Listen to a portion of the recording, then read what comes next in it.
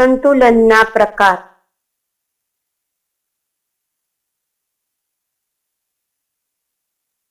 સંતુલનના મુખ્યત્વે બે પ્રકાર છે.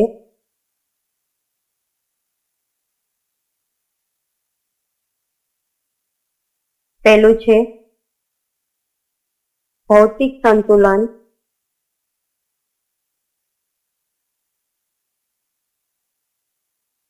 અને બીજું છે રાસાયણિક સંતુલન.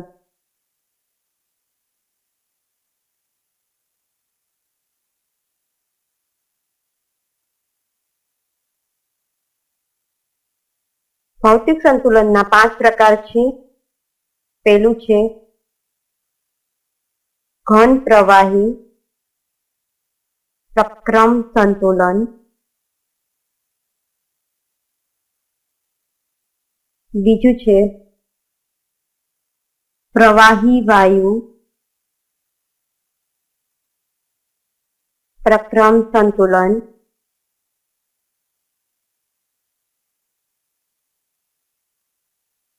ત્રીજું છે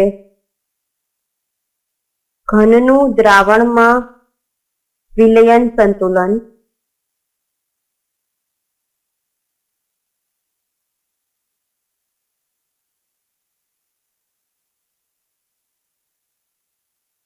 અને ચોથું છે વાયુનું દ્રાવણમાં સંતુલન.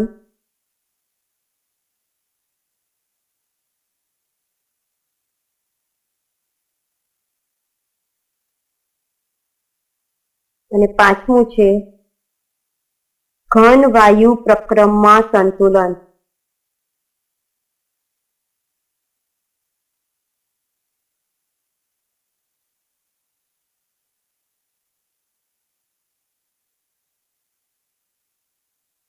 હવે સૌથી પહેલા આપણે જોઈએ ભૌતિક સંતુલન.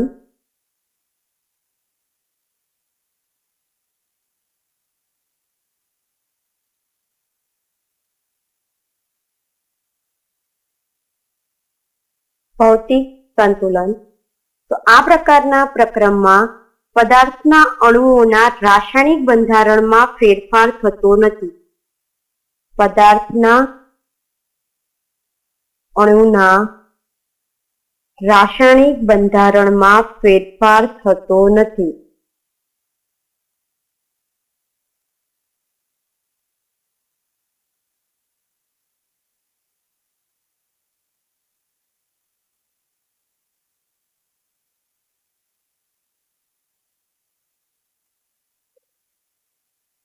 માત્ર તેની ભૌતિક અવસ્થા બદલાય છે.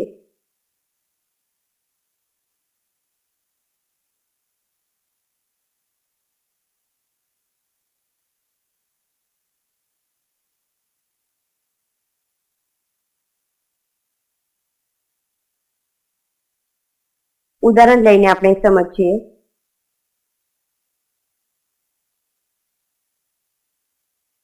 તો ધારો કે પ્રવાહી પાણી નું બાષ્પીભવન થઈ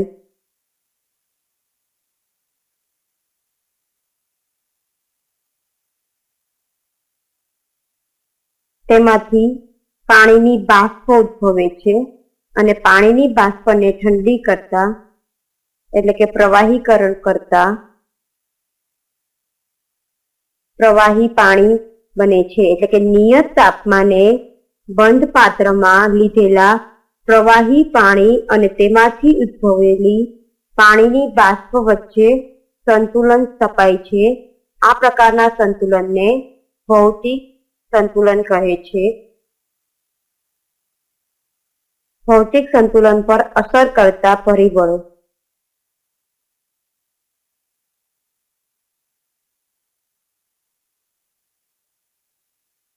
ત્રણ પરિબળો છે. પહેલું તાપમાન T, બીજું દબાણ P અને ત્રીજું છે સાંદ્રતા C. હવે ભૌતિક સંતુલનમાં સૌથી પહેલા આપણે જોઈશું ઘન પ્રવાહી પ્રક્રમ સંતુલન.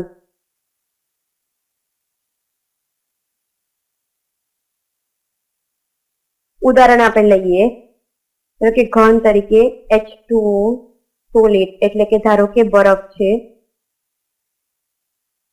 બરફ અને H2O લિક્વિડ એટલે કે પાણી. તો થર્મોસ ફ્લાસ્કમાં 0 ડિગ્રી સેલ્સિયસ તાપમાને બરફ અને થોડું પાણી લઈ થર્મોસ ફ્લાસ્કને બૂચ વડે બંધ કરતા તેમાં બરફ અને પાણી વચ્ચે સંતુલન સ્થપાશે. થર્મોસ ફ્લાસ્કમાં સંતુલન સ્થપાયા બાદ પણ બરફના કેટલાક અણુઓ પાણીમાં રૂપાંતર થાય છે. તે જ સમયે પાણીના કેટલાક અણુઓ બરફમાં રૂપાંતર પામે છે. આથી થર્મોસ ફ્લાસ્કમાંના બરફ અને પાણીના અણુઓની સંખ્યા અચળ રહે છે. બીજું છે પ્રવાહી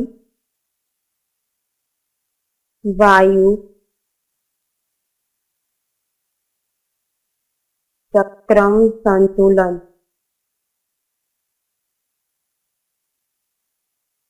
ઉદાહરણ લઈએ તો H2O લિક્વિડ એટલે કે પાણી એ H2O ગેસ એટલે કે પાણીની બાષ્પના સંતુલનમાં છે. હવે અહીં આપણે જોઈએ કે નિયત તાપમાને એક બંધ પાત્રમાં પાણી લેતા સમય જતા ધીમે ધીમે પાણીનું તેની બાષ્પમાં રૂપાંતર થશે. જેમ જેમ બાષ્પનું પ્રમાણ વધતું જશે તેમ તેમ બાષ્પ દબાણમાં પણ વધારો થશે. માટે થોડા સમય પછી તાપમાન નિયત હોવાથી બાષ્પ દબાણ અચળ બનશે અને દબાણમાં ફેરફાર થતો અટકી જશે તથા બાષ્પ દબાણનું કોઈ અચળ મૂલ્ય થશે. સંતુલન સમયે પાણીના કેટલાક અણુઓની પાણીની બાષ્પમાં રૂપાંતર થાય છે. તે જ સમયે પાણીના બાષ્પના તેટલા જ અણુઓનું પાણીમાં રૂપાંતર થાય છે. માટે પાણી અને પાણીની બાષ્પના અણુઓની સંખ્યા અચળ રહે છે. ત્રીજું સંતુલન જોઈએ.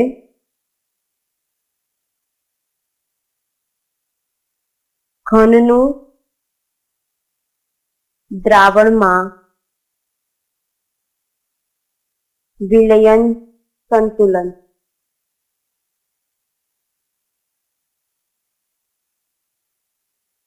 અહીં આપણે જોઈશું કે ધારો કે ઘન તરીકે આપણે ખાંડ લઈએ અને દ્રાવણ એટલે ખાંડનું દ્રાવણ લઈએ.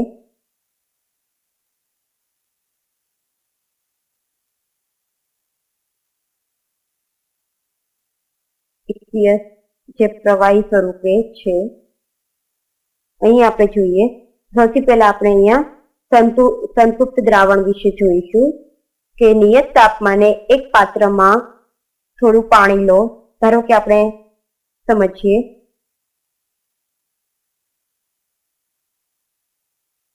ધારો કે એક પાત્ર છે,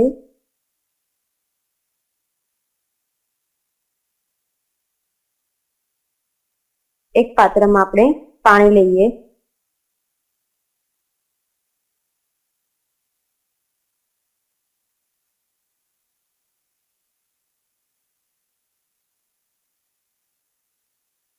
અને આપણે કહીશું પાણી. તેમાં ધીમે ધીમે ખાંડ ઉમેરતા જઈએ. ધારો કે તેમાં ખાંડ ઉમેરીએ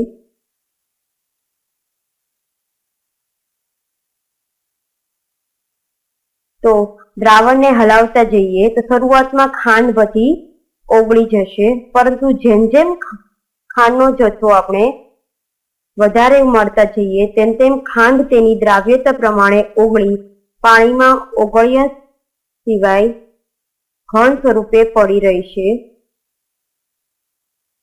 આ છે ખાંડ.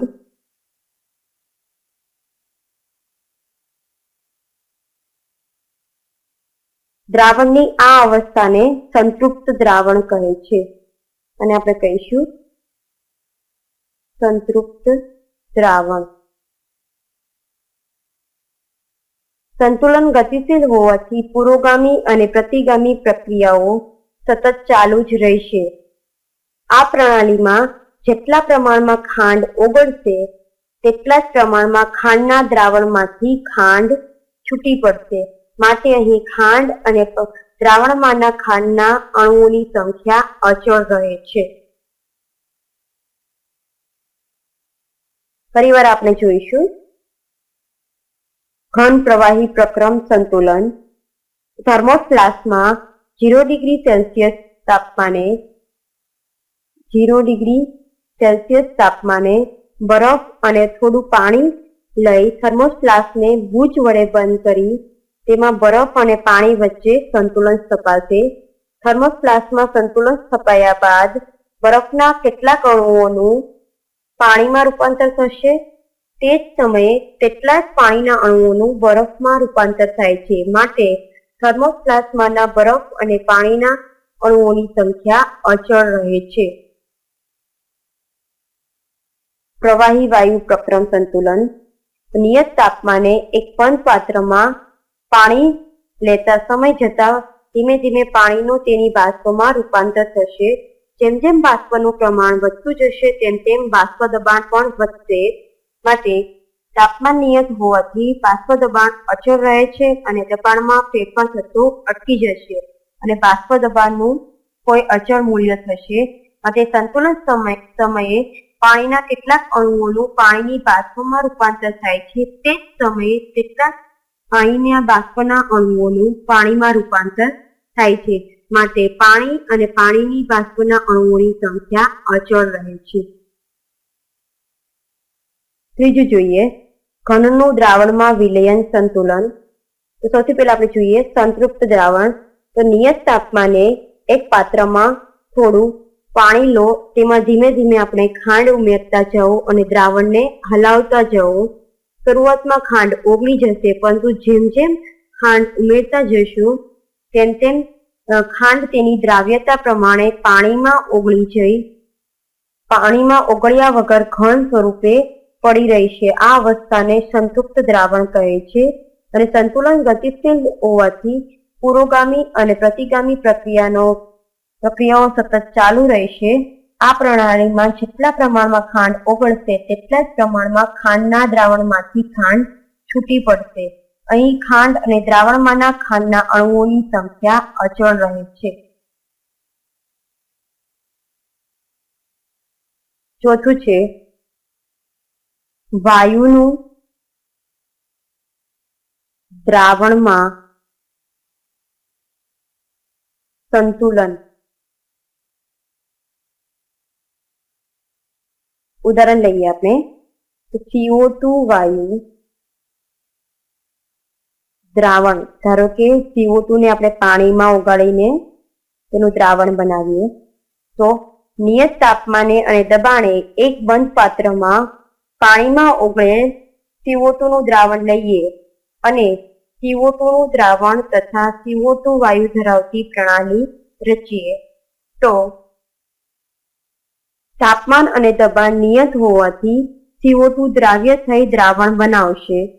CO2 દ્રાવ્ય થઈ અને દ્રાવણ બનાવશે અને વધારાનો CO2 તેની સાથે સંતુલનમાં રહેશે. એટલે કે CO2 વાયુ એ CO2 ના દ્રાવણ સાથે સંતુલનમાં રહેશે. અહીં પ્રણાલીમાં CO2 ના જેટલા અણુઓ પાણીમાં દ્રાવ્ય થશે તેટલા જ પ્રમાણમાં પાણીમાંના દ્રાવ્ય થયેલા CO2 વાયુના અણુઓ મુક્ત થશે. માટે આ બંધ પ્રણાલીમાં પાણીમાં ઓગળેલા અને વાયુ સ્વરૂપે રહેલા CO2 વાયુના અણુઓ અચળ રહેશે. હવે આપણે પાછું જોઈએ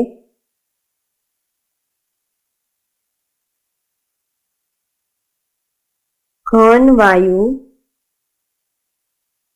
પ્રક્રમમાં સંતુલન. ઉદાહરણ લઈએ સૌથી પહેલા તેના માટે આપણે ઉધ્વપાતન એટલે શું એ જોઈશું. સૌથી પહેલા ઉદાહરણ લઈએ I2 ઘન ને ગરમ કરતા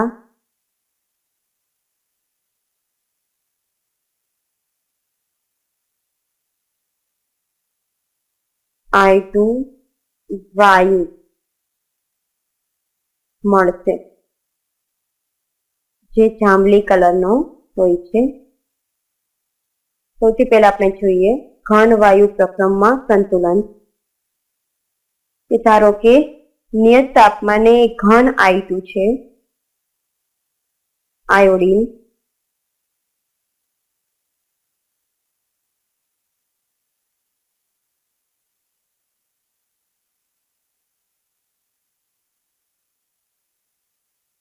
આપણે લઈએ આયોડીન.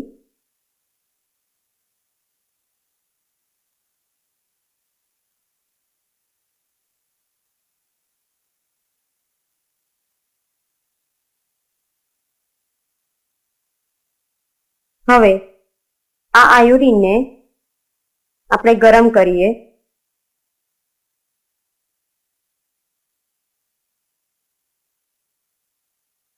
તો તેમાંથી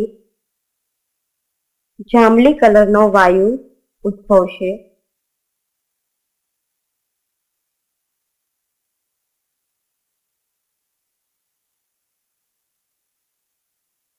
અને આપણે કહીશું I2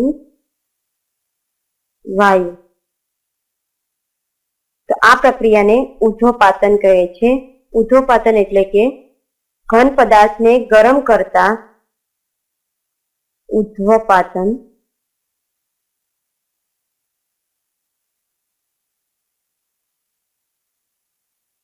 ઘન પદાર્થને ગરમ કરતા તે વાયુ અવસ્થામાં ફેરવાય છે.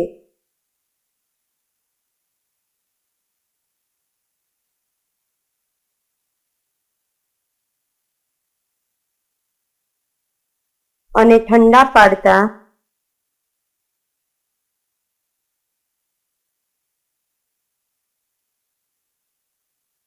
સીધા વાયુ અવસ્થામાંથી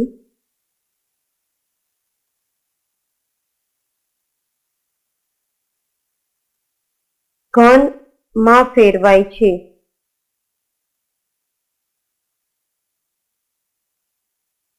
તેને ઉર્ધ્વપાતન કહે છે.